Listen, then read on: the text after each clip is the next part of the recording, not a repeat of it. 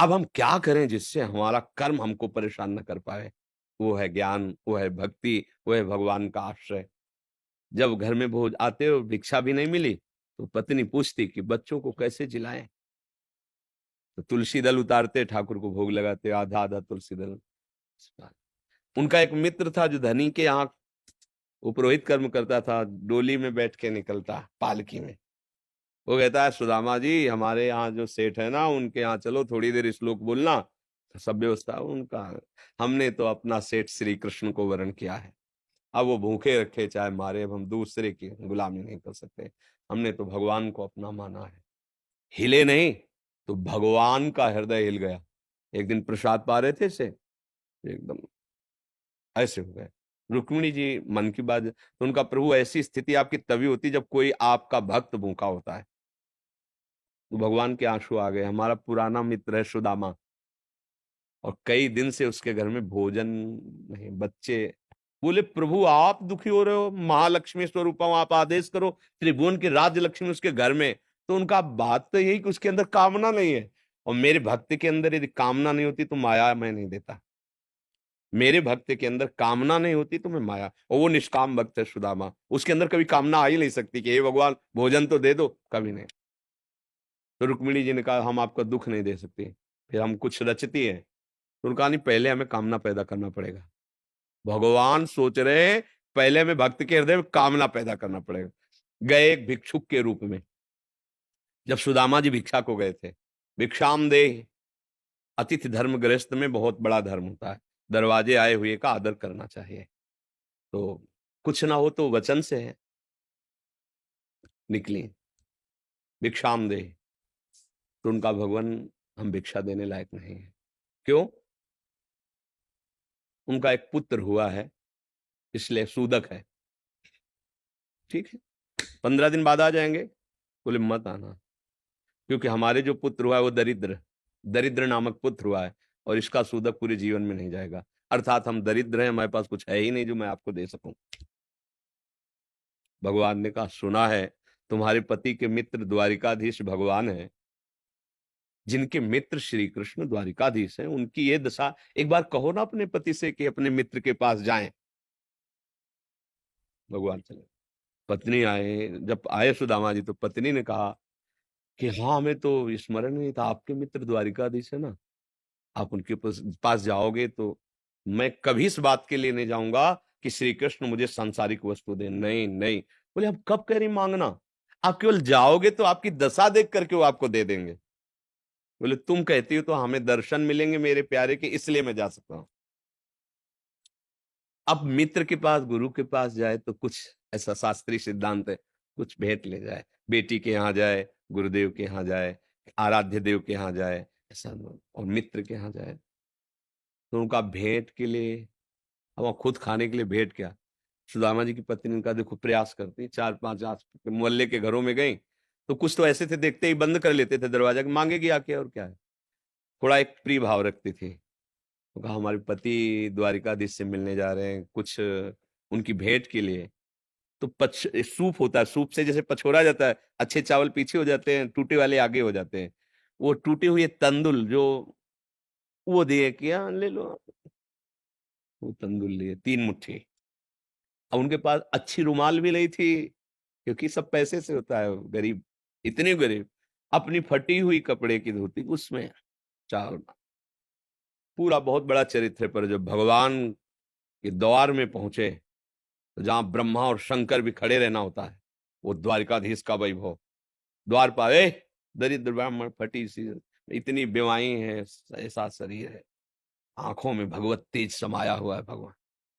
तो उनका, भैया एक बार तुम अपने स्वामी से कह दो जाके कि सुदामा नाम का कोई आपका मित्र आया है, बस ऐसा।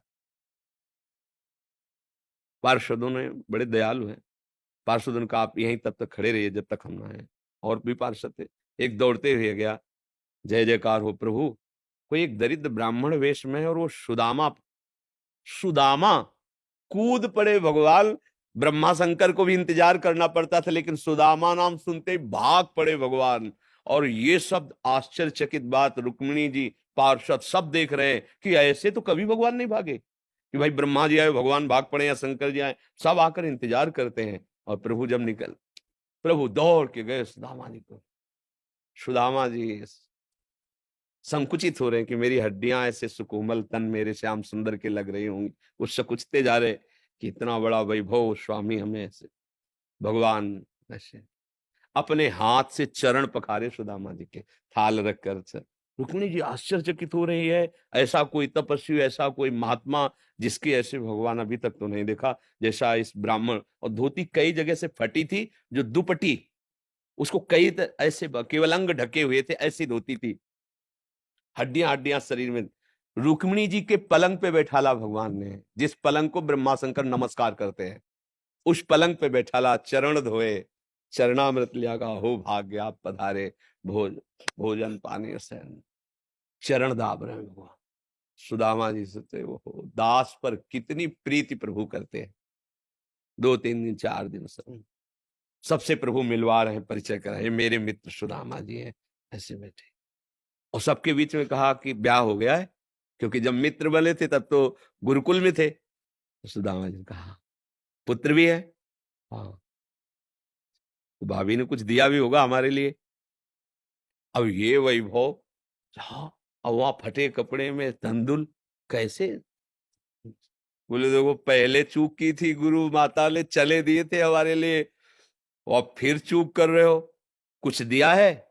अब भगवान ने ऐसे हाथ पकड़ा, उनका उठाया, इतने स्वादिष्ट कीमती वस्तु तुम छुपाए रखे हो। खोला, उस फटे पुराने कपड़े में लपटे हुए तंदुल, रोमांच हो रहा है भगवान को।